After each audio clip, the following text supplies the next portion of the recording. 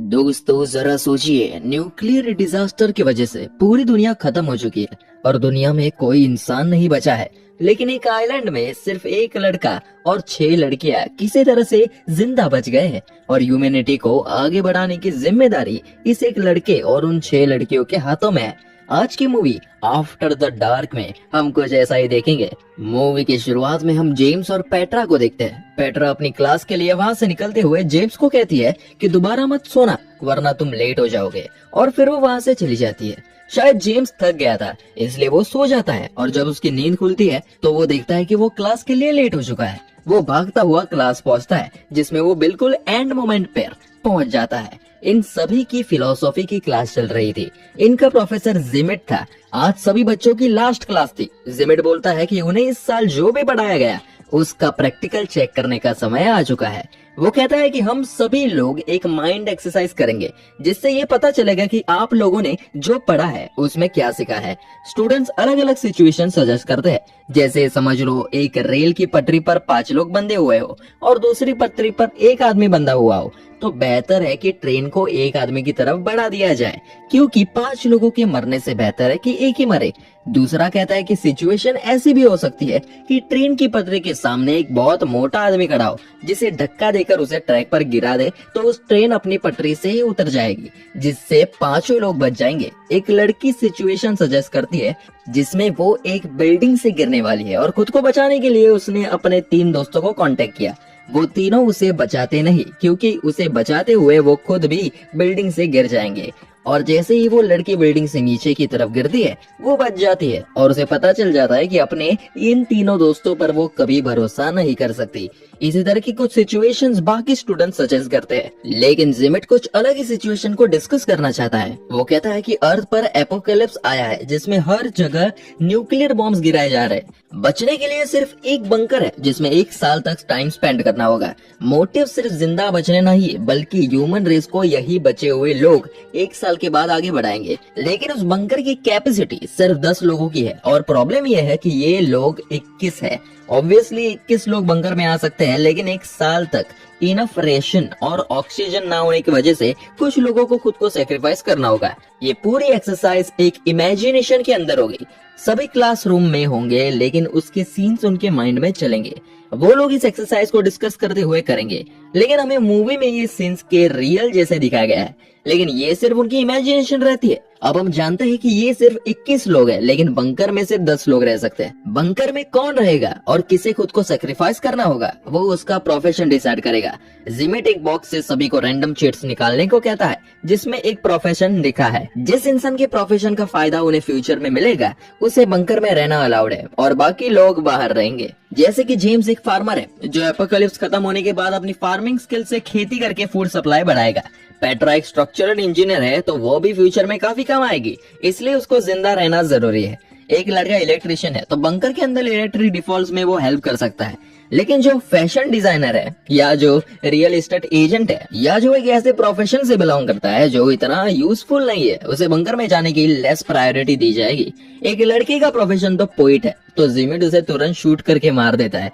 जिमिट कहता है कि ये हमारे साथ बंकर में जाएगा नहीं, इसलिए ये बाहर न्यूक्लियर रेडिएशन से तड़प तड़प कर वैसे भी मर ही जाएगा, इसलिए बेटर है कि उसे अभी मुक्त कर दिया जाए। फ्रेंड्स, आपको फिर से बता दूं कि ये सब रियल में नहीं हो रहा है बल्कि ये सिर्फ एक क्लासरूम डिस्कशन है जिसके सीन्स हमें दिखाए जा रहे हैं। अब सभी लोग वोट करते हैं कि कौन उनके प्रोफेशन के बेस पर जाने के लिए एलिजिबल है और कौन नहीं।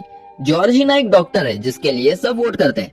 चिप्स नाम का लड़का एक कारपेंटर है जो बंकर में जाने के लिए एलिजिबल है। आखिर में क्योंकि जिमिट के पास वाइल्ड कार्ड है इसलिए सभी उसके फेवर में वोट करते हैं, क्योंकि क्या पता उसके पास कोई सीक्रेट इन्फॉर्मेशन हो जिसकी जरूरत उन 10 लोगों को पड़े। अब हमारे पास वो सभी लोग हैं जो अगले 1 साल तक बंकर में रहेंगे और वो लोग हैं जो बंकर के बाहर रहकर न्यूक्लियर बॉम्ब से खत्म होंगे। जेम्स कहता है कि हम लोगों को बंकर में जाने से पहले कुछ देर के लिए अकेला रहना चाहिए।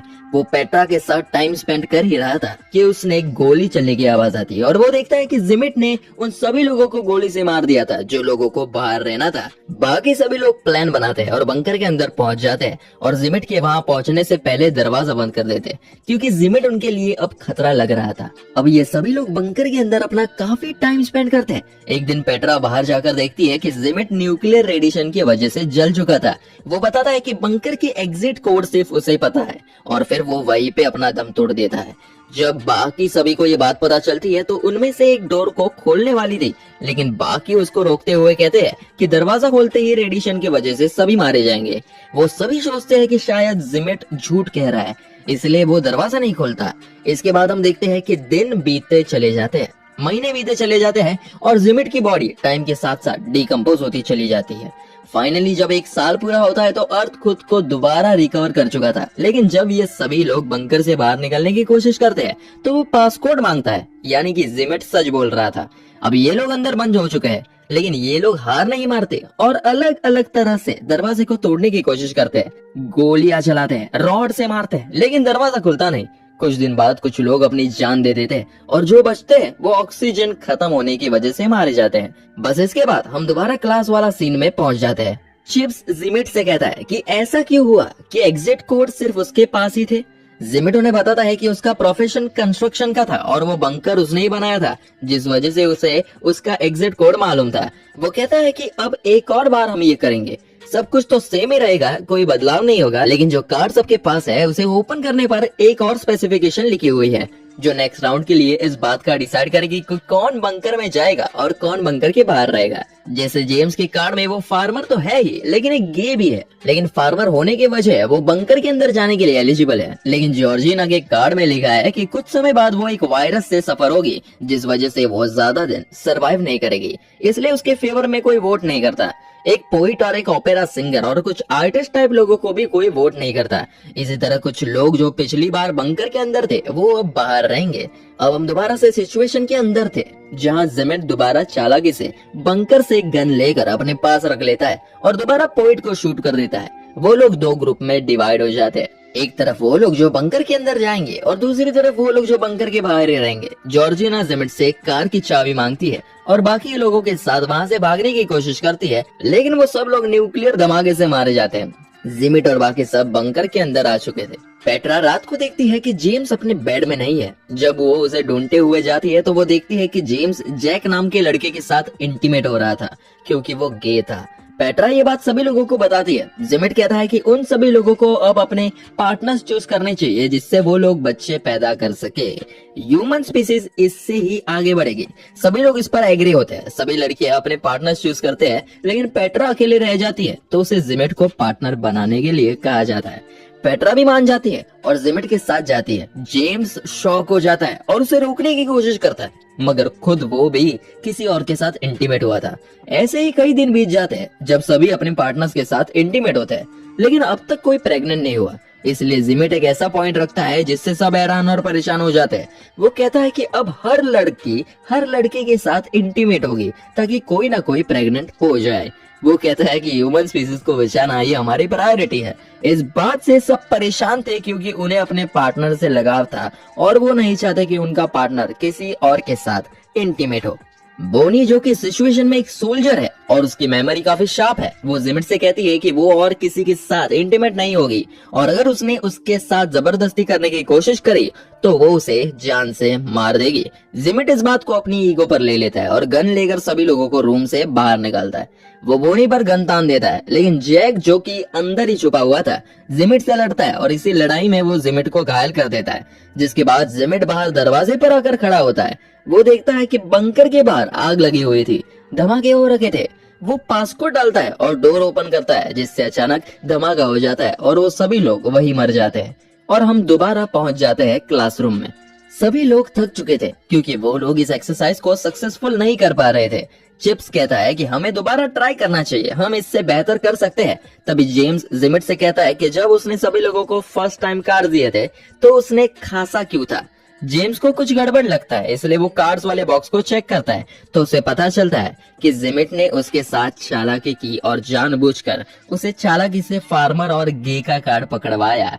जिमिट जेम्स को पसंद नहीं करता और ये साबित करना चाहता था कि वो बेवकूफ है जिसमें बिल्कुल भी समझ नहीं है। जेम्स सभी को जिमिट की सच्चाई बताता है और कहता है कि जिमिट ने चीटिंग की है, इसलिए वो एक और राउंड करना चाहता है, लेकिन बाकी स्टूडेंट्स मना करते हैं। पेट्रा सबसे इंटेलिजेंट स्टूडेंट है क्लास की, वो कहती है कि इस बार वो इंचार्ज बनना चाहती है और डिसाइड करना चाहती है कि कौन बंकर के अंदर रहेगा और कौन बाहर। सभी स्टूडेंट्स उस पर भरोसा करते हैं, इसलिए उसकी बात मानते हैं। हम दोबारा से सिचुएशन के अंदर जाते हैं जहाँ सब लोग इस बार एक आइलैंड पर थे जहाँ भी न्यूक्लियर हमला होने वाला था। जिमिट दोबारा से गन्स को छुपा लेता है। हम देखते हैं कि पेट्रा जिमिट के पास जाती है और उसे हक करती है। इस बार पेट्रा पोइट को, ओपेरा सिंगर को, कार्ड खेलने वाले लड़के को, सभी उन लोगों को बंकर के अंदर भेजती है जिनके पास कोई टेक्निकल स्किल्स नहीं है। जिमिट उसका डिसीजन को गलत बताता है। जैसे पेट्रा ने एक फैशन डिजाइनर को बंकर के अंदर रखना चाहा क्योंकि फैशन डिजाइनर को कपड़ों की समझ होती है और सही कपड़े पहनने से सेल्फ एस्टीम बूस्ट होगा जिसका असर सिविलाइजेशन पर पड़ता है। उसने इस तरह के 10 लोगों का ग्रुप बनाया जिसमें जेम्स भी था लेकिन जिमिट नहीं था। पेट्रा ने खुद को भी बंकर से बाहर रखा। जिमिट बंकर के अंदर जाना चाहता है इसलिए वो भड़क कर अपनी गन निकालने वाला था, लेकिन उसके गन पेट्रा ने उसे हक करते हुए चोरी कर ली थी। वो पेट्रा से गन लेकर जेम्स को शूट करने वाला था कि जेम्स उस पर और बड़ी गन तान देता है और उसे जाने के लिए कहता है। जिमिट कहता है कि उन लोगों को पासपोर्ट की जरूरत तो पड़ेगी जो सिर्फ मुझे पता है, लेकिन बोनी कहती है कि उसे पासपोर्ट पता है क्योंकि पिछली बार जब जिमिट ने बाहर निकालने के लिए पासपोर्ट डाला था तब बोनी ने उसे देख लिया था और शार्प मेमोरी की वजह से उसे याद भी था।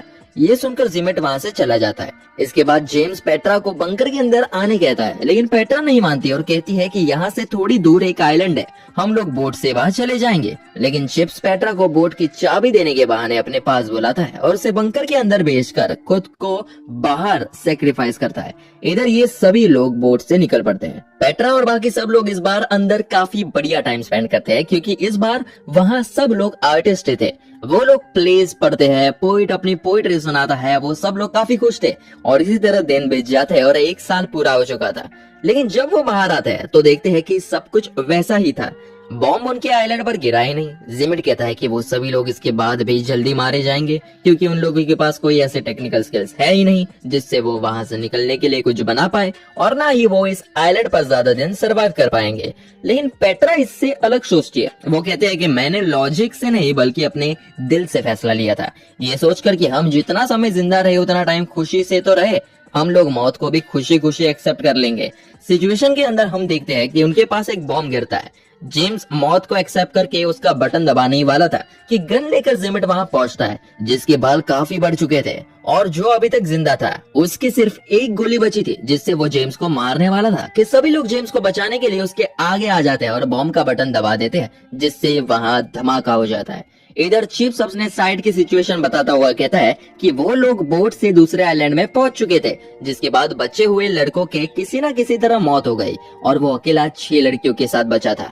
उसके पास उन सबके साथ एक एक दिन इंटीमेट होने की अपॉर्चुनिटी थी और वो एक एक करके रोज लड़कियों के साथ इंटीमेट होता था और 7वें दिन आराम करता था।